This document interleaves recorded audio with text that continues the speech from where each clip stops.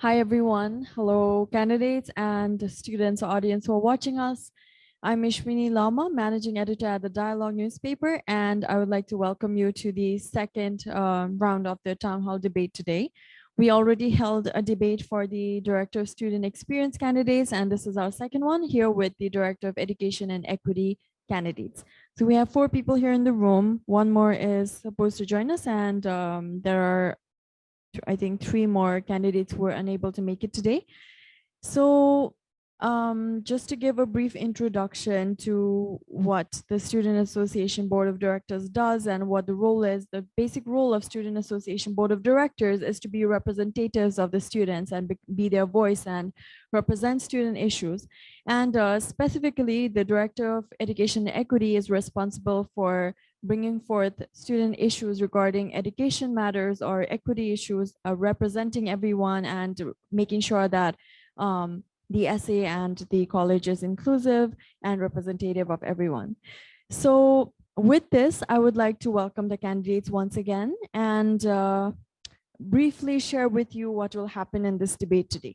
So there will basically be 2 main rounds, and additionally, we will offer you an opening statement and a closing statement. So we will first begin with the opening statement, where each of you will get 1 minute each to share about yourself, what your plans are, etc. So yeah, so you'll get 1 minute each to do that. And then for the closing statement, depending on how much time is left, we will either give you a minute or a minute and a half. And the other 2 rounds are, first of all, the individual question round. So in the individual question round, I'll ask you questions individually. Each question will be different, and you will be given 2 minutes each to answer them. In this round, rebuttal will also be allowed. And other things about this round will be shared when we get to the round. And the other round is the common question round. So for this round, I'll only ask one common question to everyone, and every one of you will answer the same question. Okay. All right, so let me share the general rules of this debate. So first of all, the time limit is specified for each session, and it will be strictly followed. If the time is exceeded, the speaker will be cut off. So we have this sign that I will show to you when you have 30 seconds left, and then when you have 10 seconds left. We strongly urge you to wrap up by the time I show the 10-second mark, because if you get to the end of the 10 seconds, we'll blow this, and it's really annoying. So you wouldn't want that. Yeah, so we'll do that. And then speakers must be respected. Only one person will be allowed to speak at a time. Please note that if any candidate speaks over the speaker, they will either lose some time off of their next speaking turn, they will lose the opportunity to rebuttal, or they will lose an entire speaking turn, depending on the rules of each specific round. Please note that inappropriate language or actions will lead to the loss of a chance for the candidate to speak again. No personal attacks will be allowed, and all remarks and comments during rebuttal or statements must remain professional. Candidates must refrain from using personal electronic devices during the town hall debate. And like I said, the candidates will have 1 minute to deliver an opening statement that will include, but is not limited to, their motivation to run for the position, the work that they plan to do, and why they are the right person for this position. The candidates will also have 1 minute at the end for closing statements. And in this time, you can summarize your ideas and conclude your arguments. So with that, I'd like to begin the town hall debate for the Director of Education and Equity candidates by starting with the opening statement. So maybe we can start from here and then go like this. So Parth, you have a minute to give your opening statement. Hello guys, I'm Parth Dave. My opening statement is really simple. For the past year, most students don't even know who was Director of Equity and Education or what they have done. I want to keep my vision really clear so that everybody can understand. I want to make sure that George Brown and their students get access to the best quality education possible and the best access to all of the new tools. Most people know there are new tools like ChatGPT, Microsoft AI, Google Bard. These are all tools that Humber College, LaSalle College, Concordia University are giving access to their students for free. I run a personal club at George Brown College, and we don't have access to it, and we have to pay for it. So I will make sure that we will get all of those tools for free, and we get diversity across the board. If you want to get a leader who can get things done quickly, vote for me. Thank you. Thank you, Parth. Next, we have Rudra. Hello, everyone. I'm Rudra Katwase, and I'm currently majoring in accounting from business department. Me as a student itself, I know what challenges and problems we face at the grassroots level. And honestly, from years, we are talking about high cost tuition fees, transportation fees, our health insurance, which doesn't cover anything. And I don't think there are much changes made on these topics. And I ensure that I'll work on it and ensure that I make a place where everyone is inclusivity and a safe place for everyone. Thank you. Thank you, Rudra. Next, we have Meha.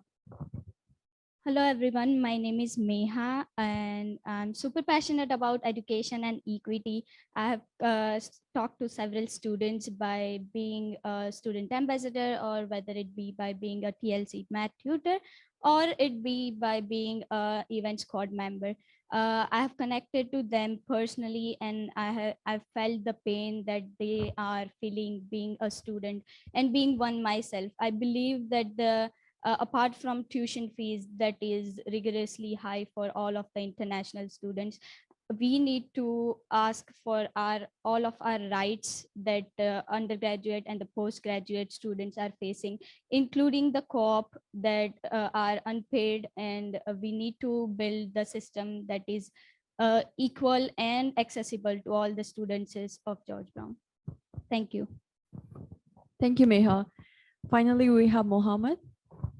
Hi, my name is Mohammad Usman, and I am the student of Bachelor in Construction Management.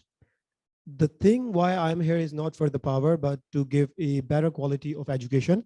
So I did a lot of volunteer with different organizations, and being a volunteer organization, they provide a transportation, which mean like Presto or the ticket. While here, they don't provide anything, and there was a budget for that, but they didn't pass that thing or didn't even bring it to the place for the voting. I will make that thing happen, so everybody will get a Presto from the school, because mostly people want to enjoy the events, but they are feared to come here because every time they have to pay $6 to $12 based on their classes every day. So I will work to get a free Presto cards. The Snap will be replaced with a gift card options, as some people don't need the food that is provided there, and most of the things are being expired. So I will work over there, and I will bring more scholarships here as the scholarship work on. Okay, thank you. Thank you so much, all the candidates, for your opening statements. So now that we know a little about who these candidates are and what they are planning to do during their term, if elected, let's move on to the next round, which is the individual question round. So as I mentioned earlier, the individual question round will be one where I ask each of you questions, different questions individually. So let me just read out the rules for this round. First of all, each candidate will be asked one question and will be allotted a maximum of 2 minutes to answer the question. As with the opening statement, I will give you a 30-second warning and a 10-second warning, and please wrap it up by the 10-second warning. This round also allows rebuttal. So if you want to rebuttal what your other candidates are saying, or if you want to ask a question, this would be allowed. For rebuttal, a maximum of 2 candidates will be allowed to rebuttal. So if you want to rebuttal, kindly raise your hand, and Sophia here will hand out the cards. So only 2 people will be given a card, and you will go according to the sequence on the card. Okay, and also the time limit for rebuttal is 1 minute. And if it is a question to the candidate who was speaking, then the candidate gets 30 seconds to answer. Each candidate is only allowed a maximum of 2 rebuttal opportunities. So you cannot speak for more than 2 times for the rebuttal. And if you continuously attempt to rebuttal more than twice, you might lose the opportunity to answer in the next round. Yeah, so that's all the rules for the individual questions. So since we started from Parth, let's go here and start from Mohammed. I'll ask you the first question and you get 2 minutes. So your question, Mohammed. Okay, so your question, Mohammed, is what are some issues that you have recognized at GBC with regard to education? How will you prioritize and work to solve them if elected as Director of Education and Equity? So there are two events, I think, the problems I have faced personally. And one is, of course, I told you Presto thing. And the second thing is scholarships. They don't even have scholarships. Even when I was in high school, I got 2 scholarships without applying a single one. One, when I arrived here, I was like totally out from the school. Still, I got a scholarship. There you apply for 8 to 10 scholarship, though you doesn't get a single scholarship. So the whole scholarship, you don't get a scholarship. So I will work to get more scholarships. The second thing I will go is the Presto cards. The volunteer organization I told you before, every day they give you 2 tickets. And this ticket is take the worry from the students away that they have to pay every day they have when they arrive to some places, or they have to go to visit to any events basically here. So each transportation, one round costs 3 point something, and you have to get at least 2 a day. So it get up to $7. And sometimes if you have to go to the other schools, because some courses are not available in one school at all, you have to pay $7 to $9, even sometimes $12 for that thing. And if you go for a monthly pass, $140 for international student here, they don't even have enough money to buy it. So mostly they cut out from their food or their personal self and end up being starving. And as other high institutions provide this thing, so I want this to be provided because it will take the worry away from the students. Thank you. We will allow the rebuttal. So my question is to you that you said that you didn't apply to any scholarship and still you won 2 scholarships. I personally won 3 scholarships in past 2 months worth of $6,500 from George Brown College. I have several friends here who won scholarships, which are even worth more than $4,000, $5,000, even $10,000. I don't understand this entitlement that you have to win scholarship even without applying. If you want to win, you apply, you follow the procedure. I won it and several other people still. So I still do not understand how you can say that you didn't apply and you didn't win. If you want to win, get in line, apply, write good essays, and you'll win. I don't understand why you come up with this. Mohammed, you'll get 30 seconds to answer that. That's a question, right? It's a question? Okay, you'll get 30 seconds to answer. So you said you got scholarships, 3 scholarships, and your friend got it. It's basically work as a first come, first serve. You got the chance, you knew about it and did it. No, I'm just coming to the point. You got your time. So the thing is that my friends, none of them got a single one. And even though you go over there are people there. Ask them.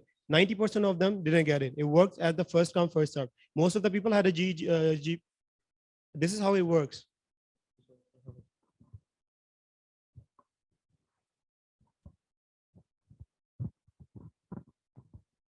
Okay, Mohammed, being a student ambassador myself, I feel that several people get a chance to win the scholarship, and one of them is me. But I still don't understand why do you think is it a first come, first serve basis? You need to understand that there are several criteria that needs to be fulfilled, including you need to have a 3 or higher GPA.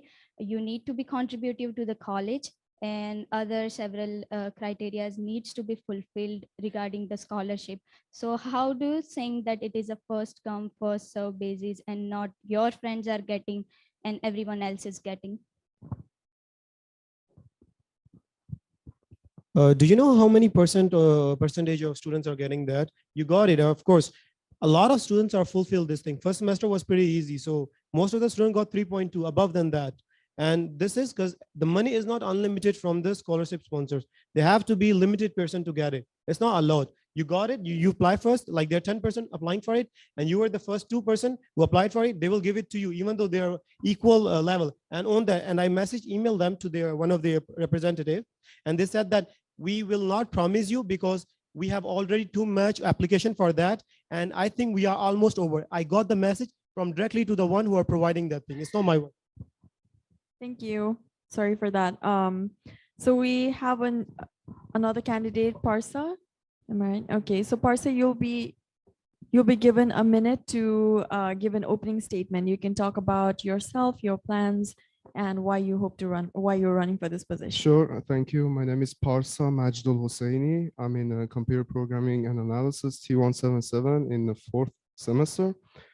And well, my plans. I'll talk about my plans. Yeah, I used to ask around, and well, my classmates and other campuses as well. I tried to look for some problems and like what the challenges are and everything. I came up with a list. Like, let me tell. There was one like learn and earn situation where students had so much challenges of earning and learning at the same time. So I think I might have some tips for that. Like if I get elected, I can find some useful YouTube video links, which helps me a lot through my process. And well, yeah, I'm gonna talk about the rest of the stuff later because I have no time. Thank you. Thank you. Okay, so I guess since we're going in this direction, I guess we'll move on with you because you're seated there. So what is happening right now is we're doing the individual question round. So I'll be asking you a question and you get 2 minutes to answer it. And yeah, the rest of you know the rules. So Parsa, your question is, do you think that the SA Board of Directors is accessible, equitable, and inclusive? How would you ensure that the board does work that helps students equitably across all campuses? So again, I came up with some problems, which well, solutions too. Let me tell you about some problems. There is time management for which cause so much academic pressure for a lot of students of any kind of majors. So there are so many tips about time management, like everywhere. There are so many good spokespersons all through YouTube and internet which can help them. I can find so many useful YouTube links and provide students with them, which actually came useful to me too. And there's a lot of well, academic pressure regarding grades and stuff. Also, I've seen well, it's not a new thing, but I've seen students talk to me about how they experience well discrimination against them. I'm sure that like college has provided so many resources already to cover that, and actually to like they have enforced so many laws to stop that from happening, which is awful. Like students shouldn't be able to go through shouldn't go through that while having academic life in Canada. Well, that's it for now. Thank you. Does anyone want to do a rebuttal? Okay, this part, please note that this is your final rebuttal opportunity. Okay, you don't want to do it right now. All right. All right. So just to reiterate, you only get 2 rebuttal opportunities this entire round. And if you wish to rebuttal, kindly raise your hand and she will hand you a card. So Meha, you're next. So your question is, what is your impression of how international students are represented at GBC? How would you improve this? Are there gaps that need to be addressed? According to me, my impression to the international students represented at GBC is it is quite good, and most of the international students are represented at this college and all other several campuses of this college. And SAGBC being one of the most popular representation stage for all of the international students, I feel that there is a gap between all of the culture that international students, cultural background that international students come from. Apart from that, I feel that the students who are representing themselves to be international are moreover secluded to their culture and their groups of community, I can say that. I feel that they need to come together to build the bridge between all of the cultures rather than building walls of racism. So the thing could be done by building, this thing could be overcome by building clubs that represents all international students, not just one community of international students, but it should be inclusive of all of them. And I feel that there are several bridges that we need to build, being a representative of SAGBC, that they can see themselves as a part of a community, not just a part of their religion or just a part of their race.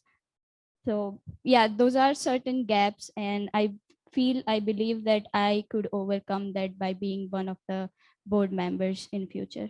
Thank you.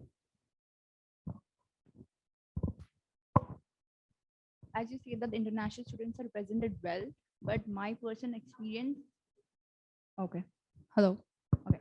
As you say that international students are represented well, I don't think that's really a thing, because one of my very close classmates was like he was more closer.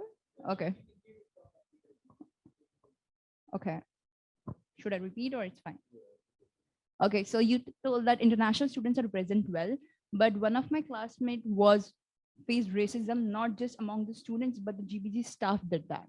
So I know we all are it's an immigrant country and many of the students are international. And I think we support each other, but the GBC staff itself does the racism. So how could we improve that? Like, what would you do which improves not just the students, but as the department of GBC college? So I feel like international student being represented by GBC means that they have their voice to be heard. They have us who can hear their voices, and we are there to solve their problems. I feel that one of your friends are having some issues with their classmates or with the staff of GBC. That's what we are here for. And I believe that we need to make awareness to the students that they should not undergo such kind of racism or such kind of uh, issues with the staff. So you touched quite sensitive points of racism and religion and getting everyone together on the same playing field. My question to you is that when you are mentioning all of these things, I sense a lack of clarity of actionable steps. One of the example I would like to bring is that recently we had an experience of a guest at George Brown used the word N, and our president had to write an apology letter to every single individual in George Brown, and we were on the news for several days as well. Those are the kind of things where we need a leadership which can take action, not only in the words, but clear, actionable steps that can communicate well to the student. I feel a sense of lack of clarity in that. Would you mind explaining that in a little bit more? Thank you. Stating about lack of clarity, I said that we need to build some clubs that represents all of the international students, which may help people build the bridges.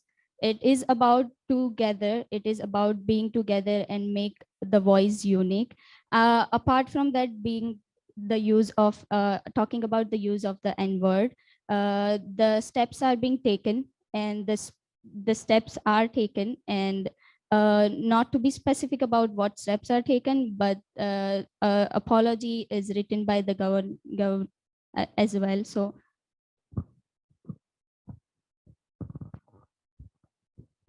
Thank you, Meha. Okay, we have our next candidate. And my question to you, Rudra, is what problems do some priority equity groups, such as those identified by the Community Care Center, still face at GBC, and how do you plan to address this? Talking about the equity groups, I think the racism still exists. Canada is an immigrant country, and as a George Brown College, I think we have many international students here, but I think there's still racism exists, not just among students, but among the staff too.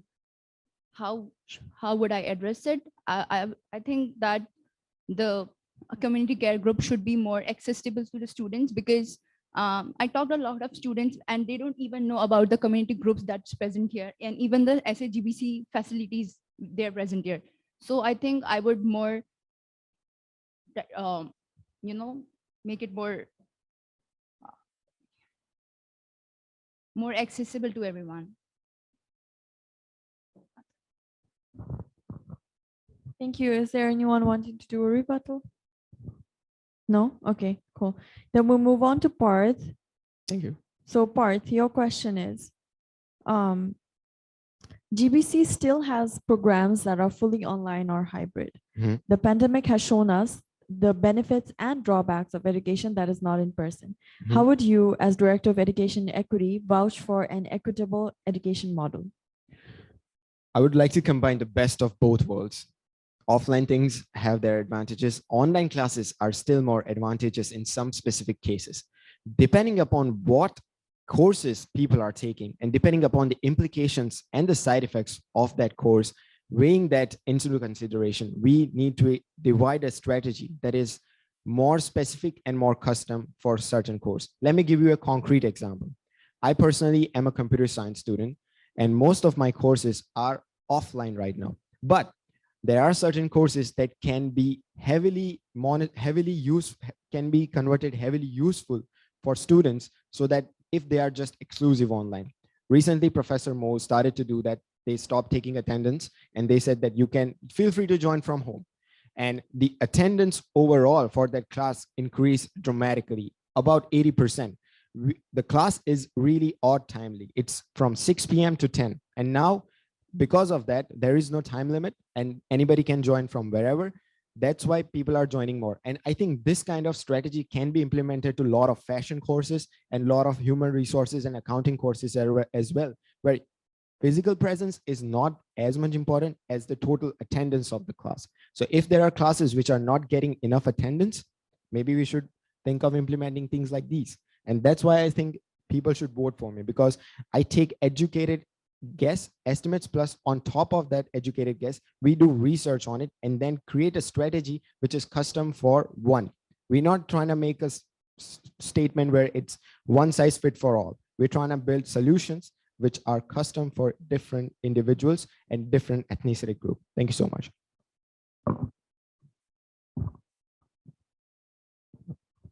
So my question here is, how would you ensure that all of the students are getting the education that they want? Like, even if they are studying online, how would you make sure that they are getting all of the resources they need? Moreover, they are learning the subject, not just opening their laptop and attending the class by increasing the attendance number. But the thing here is, how would you make sure that even the results, and not particular about the results, but in the technical field, they grow themselves? An excellent question, by the way. And this is the kind of thing that we are actually thinking about. How can you make sure that the students are not only just making sure that they get the attendance? First of all, you talk to the students. Because I'm running this club in George Brown, where I have more than 50 students regularly attending all of the lectures that I personally take, I make sure that I hear to them. I listen to them. What are the softwares that they need? And then making sure that they get them. On top of that, I will make sure that they're not only getting the grades, but all of the necessary information that they need, because I can listen to them. Thank you.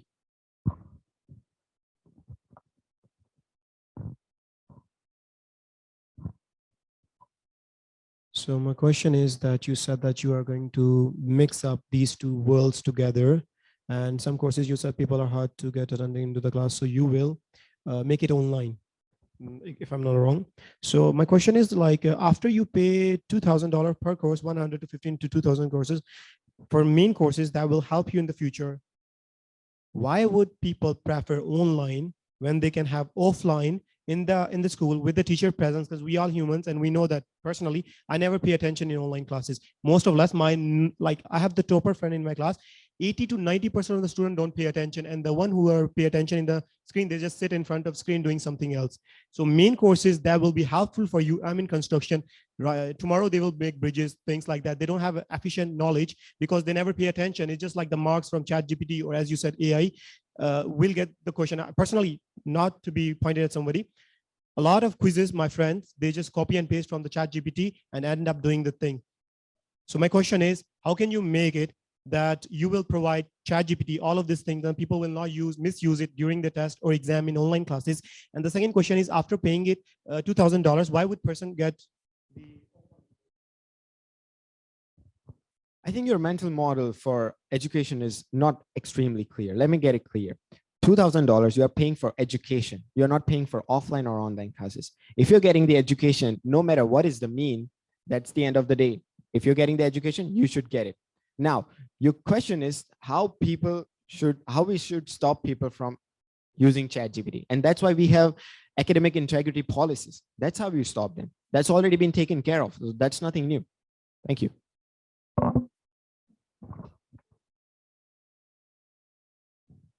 All right, let's give that some time. We just need to change it.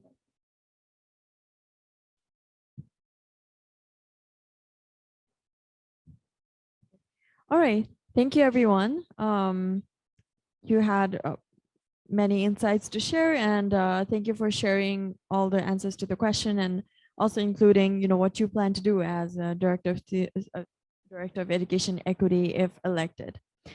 And just a reminder again, kindly refrain from speaking when the speaker on the microphone is talking, just because it's harder to have order.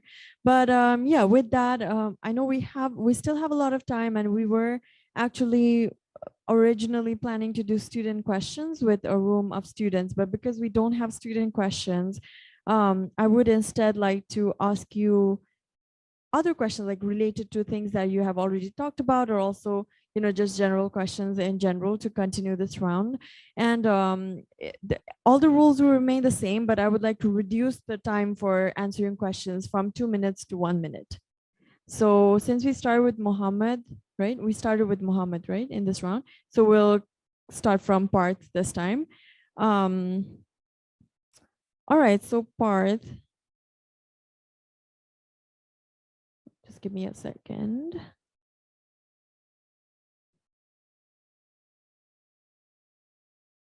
Okay, so Parth, since you already spoke about how education models need to be equitable, I would like to extend the question of what equity means to you, and what are some of the issues at GBC with regard to equity that you have identified, and how would you like to work on them?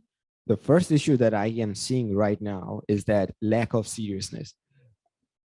Just to digress for a second, that when you are running for a director position, you should exhibit leadership qualities and you should have a clear vision. I see, without pointing fingers, I see people on this table are saying that they will share YouTube links or accusations of like George Brown College and their staff are not following the non-racism rules and not abiding by the rules and qualifying the candidates of scholarships correctly, which I think is not clear. So the issue that I think right now is that equity is represented, but it is not represented in the most equal way. There are certain minorities which are dominating, and there are certain majorities that can be involved in student association and George Brown, but they are not being involved as much. So I think more people needs to be on the table. The more voices we have with equal amount of effort, it is better. We need more people on the table so that we can have a better discussion about this. And I need to involve as many minorities and majorities as I can. Thank you. Thank you, Parth. So for this round, we will not allow rebuttals, just for the sake of time, and also because this is just a follow-up on things that you have already said and discussed. So Rudra, my question to you, since you did, during your rebuttal to Meha's question, you did mention about the issues of racism that were recently brought up. So I'd like to ask you how you, as a candidate or a potential director of education equity, would suggest that we must address them here at the SA. Okay, I think there are already measures to address racism at our college, but they are not addressed at the grassroots level. Still, students are facing issues. How would I address it? I think there more awareness should be created and more workshops should be held. And not only just students should be aware of the racism, but even the staff, even the professors, even a library attendant and a gym attendant. Because racism is not just among the the professionals or the students, but among the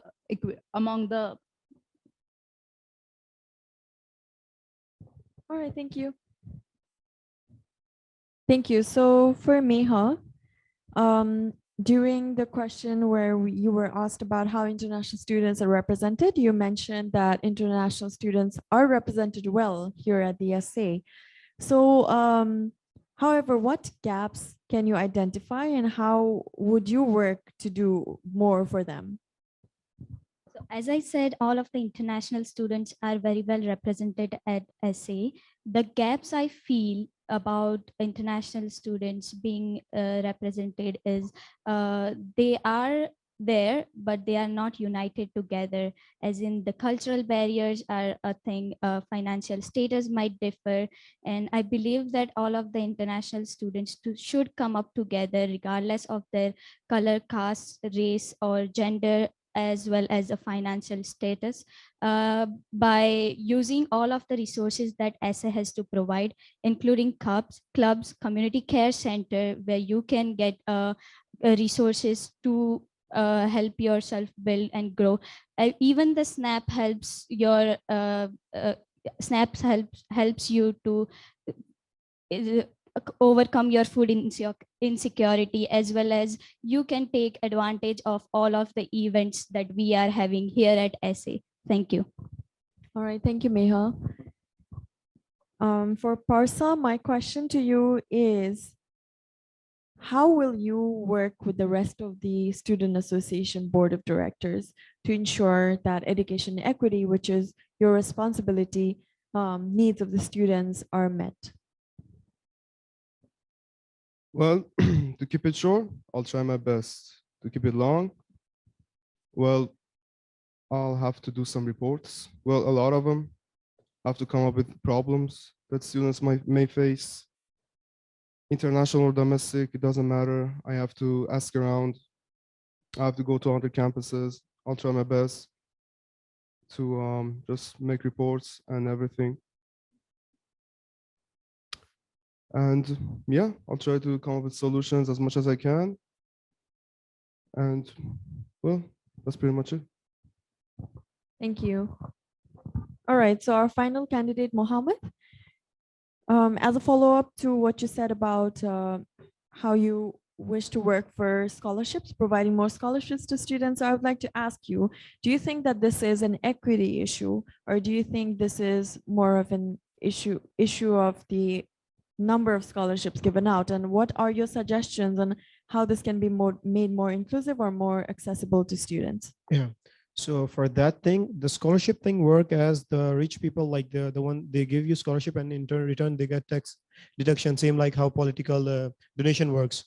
So he said that he got scholarship, but there are few people who got scholarships and not the rest of the people. And even though they got scholarship and might be some other people got scholarship, isn't good you get 2 more scholarship or 3 more scholarships? And not only that, I also said that I will provide Prestos from the school to the students so they don't have to worry about paying $8 to $12 every day. And if they go to the Presto, it's $140, $130 every day. They don't have to worry about it. I will get that thing to them. There are a lot of good things in the school, but how can you enjoy it while you're missing 2 days, 3 days from a week? So there are 5 days. Mostly you are like at the college 2 days. In my friend in last semester, I saw everybody. Now I only see 1 or 2% per day. And I only come like 3 days a day because of online and offline things. You should have an option for online and offline if you want per course, like I had in ours. Thank you, Mohammed. Thank you, everyone. Also, one more reminder, kindly please answer only the question that has been asked, because there's only one round left. It's a common question round. And I'll be asking you each a common question, but to talk about the rest of your plans, you have the closing statement still, so you can talk about those then, but kindly stick to only talking about the questions that has been asked. Thank you. And yes, thank you so much for engaging in the individual round. And the follow-up questions. It is nice to learn about everything that you have planned and all the work that you wish to do for the students here at the SA and GBC. So let me read out now the rules for the common question round, which is the final round before the closing statements. So for the common question, one common question will be asked to all the candidates, and each candidate will get 90 seconds to answer them. There is no rebuttal in this round, and candidates, however, may build up on their competitors' points within the 90 seconds that they are allotted. You'll not be given extra time. Similar rules as all the rules for other rounds apply to this round as well. And yes, with that, I will ask the question. And I guess we'll start with Meha because we've gone here and here a lot. So we'll go with Meha and then we'll go here, here, here, here. Yeah. All right. Perfect. So the question for all of you for this round, and I will repeat them again later if you want me to, is how would you ensure that the board of directors carries on with a diverse and inclusive representation of the student body? If I talk about myself, and if I am fortunate enough to get this chance of being a board of director of education and equity, I'll ensure that I'll be available to all of the student. Equity comes with inclusivity as well as communication. I'll ensure that I'll be available at all of the campuses, not just one being my home campus and being around it, just engaging with the students of one campus, but I feel like we need to engage to all of the remote campuses of the GBC and have to build a essay, a good essay, a good, we have to make essay to be reachable to all of the accessible to all of the students. Being a board member, I would also try to represent not only under equitized group, but also all of the international students. And moreover, I feel like I will not be around them as a member of a SA, but being a student myself, I'll help them understand I'll make them available, make myself available to them and to reach their problems. Thank you. Thank you. Next, we'll have Rudra answer the same question. I'll just repeat it for you. How would you ensure that the board carries on with a diverse and inclusive representation of the student body? Starting with the diversity, I think that there are mainly many majority groups here from international students. So I would ensure that even the minority students and their concerns are being heard, and board of directors are able to come up with a solution to their concerns and complaints. That will be it. Thank you. We'll move on to Parsa. Do you wish for me to? Yes, it's the same question. All right. All right, then we'll move on to Parth. So far, by the way, can you repeat the question for me, please? All right, so the question is, how would you ensure that the board carries on with a diverse and inclusive representation of the student body? So the question is, board carries on the business with diverse and inclusive nature of it. And so far, I haven't been able to hear a clear answer. And that's what I'm trying to say. You need a leader who can give you clear answers, and this is the answer. About the diversity, we need to make sure that every single minority of every single part of the world is included in the George Brown Board of Directors and the SA Association as well. But in terms of inclusivity, George Brown has 4 campuses, 3 big ones, 1 small one at Ryerson, and all 4 campuses needs to be included in the Board of Directors, needs to be included in the Student Association and its operation. All of the complaints from all of these separate campuses needs to be heard and should be heard at the same level. None of these members on the table were able to mention that we have 4 campuses and we need to listen to the complaints of all 4 of them. And that's what I'm trying to get across. We need a clear leader with all the right strategy, but not only the strategy, the execution efficiency, so that all of the strategies make sure that are implemented in place. There are some conflicts in boards, everybody knows that, but we need somebody who can not only go through the conflicts, but make sure that the target achievable is achieved. Thank you. Thank you, Parth. We have Mohammed now. Mohammed, do you wish for me to repeat the question? Okay. So what I believe is that we have different clubs, Indian clubs, there is Black People Club. These clubs make separation amongst the students. We are a student and there is no place for racism or for your nationality. You left your nationality behind. Here you are Canadian and you are in a college where your matter is that you're a student. That's what I believe. And about the things, some said that they will make it very hard, that if someone did it, will take hard action and so on and so on. But the thing is, what would you do if this thing has been happened? There was an N-word problem happens. What can we do after that? Nothing. The thing is, we have to stop these things before these things happens by making sure that everything that school himself delivers, there must be a complete filter for speeches, not for the speech, but everything that we, as a school we do, we have to make a hard filter for them. And not only that, there is different places like in the Students Association. There are the foosball places and the 8-pool, whatever the thing, or the games. So I have seen black, white, all color people, Chinese, everyone there playing as like friends. There are teams where black and white are in one team, and opposition there are other white guy. So the racism can be only stopped if we mix everybody and stop this thing that I am from this particular nation. Here, oh hi, but where are you from? Yeah, I'm from Gujarat. Where are you from? I'm from Punjab. These thing has to be stopped, and we have to make them equal by mixing up them as one nation or one identity. Thank you. All right, thank you so much, Mohammed. So thank you, everyone. That was the common question round. And we will end this debate with a closing statement from each of you. So since we have some time, I will give you each 90 seconds to close your arguments, to wrap everything up. So yeah, we'll start with Mohammed. So as I said it, I will provide a presto to the student who need it, and that's very important thing. And there was exchange. She said a great thing that exchange SNAP will is provided, but nutrition. There's a word nutrition with the SNAP, and most of the food is expired. And they said this is not expired. This is best after the date. If you go to the website, they even said that it's not expired. It just passed the best before date. So if it is not best, then how can it be nutrition? These things cannot be sold in the market. So how can you give it to the students? What I want is to replace this thing with gift cards so they can get whatever they want. A lot of people, my friend was intolerant with the milk lactose. He got a milk. My friend, he was very, there was in peanut allergy, he got almond milk. And if he said that they will take the things, and at the rest, there's nothing. You cannot even make 2 times or in 1 time food with that thing properly. And if you have a gift card, this can contribute to their monthly package. Mostly of the students, they contribute $100 per student. And if we get at least half of the budget will be cut it off for them, that'll be great relief for them. So I will provide that thing. And as one said that they got scholarship. So it's not like you got 2 scholarship. That's a good thing. If you want more, there will be option for that.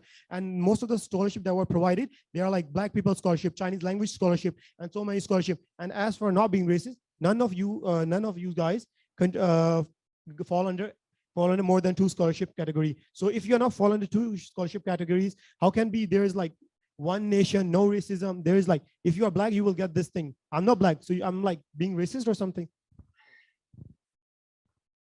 Thank you, Mohammed. We'll have Parsa give your closing statement. Well, I'll keep it short. If you just simply want someone to listen to you, I'm the guy. So vote for me. I'll listen to every word you say. I'll try to come up with solutions, and you won't regret it. Thank you. Thank you, Parsa. We have Meha. My vision, if I would be elected for Director of Education and Equity, it would prioritize several issues. To name few are fighting for the fees of international students.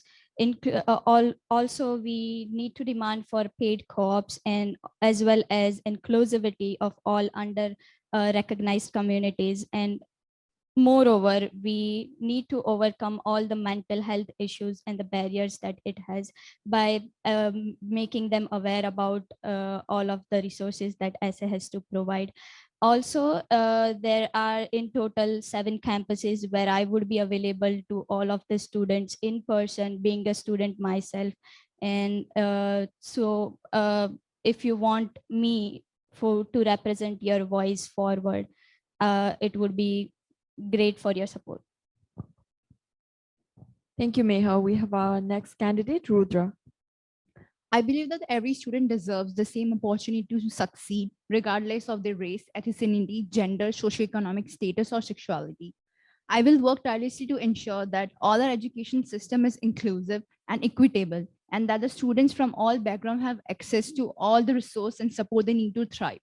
Starting from the high tuition costs for international students, work-life balance, which affects our mental health, and the health insurance, racism, and all costs of transportation. I urge you to cast vote for me so that we are together in the important journey to make our school a better place for everyone. Thank you. Thank you, Rudra. Finally, we have Parth. Hello, guys. Parth Dave here. My closing statement is really simple, just like my overall talk today.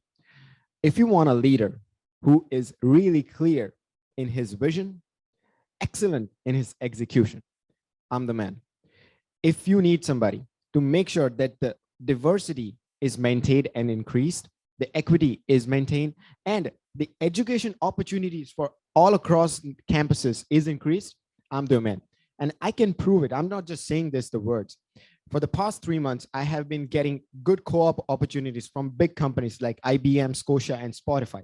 And the reason is I was able to capitalize on my existing skills and was able to sell myself. And I want to do this for each and every individual in this George Brown College. And if you want somebody who is not only listens to you, but also listens to you and execute the things that you want to get done, vote for me. I'm Parth Dave, the potential future director of education and equity. Looking forward to seeing you in the voting season. Thank you. Thank you. So thank you all candidates for being here with us for the town hall debate today. We appreciate you sharing with the students about your plans and what you hope to do if you're elected as Director of Education and Equity. So thank you again. And to our viewers, to students, the campaigning will go on until the end of this month and voting will begin on the 27th of March. So kindly vote. These were your candidates for Director of Education and Equity position. And we will have another debate at 3 p.m. So this will be with the Director of Communications and internal candidates. So thank you so much again for joining and viewing our debate. Thank you.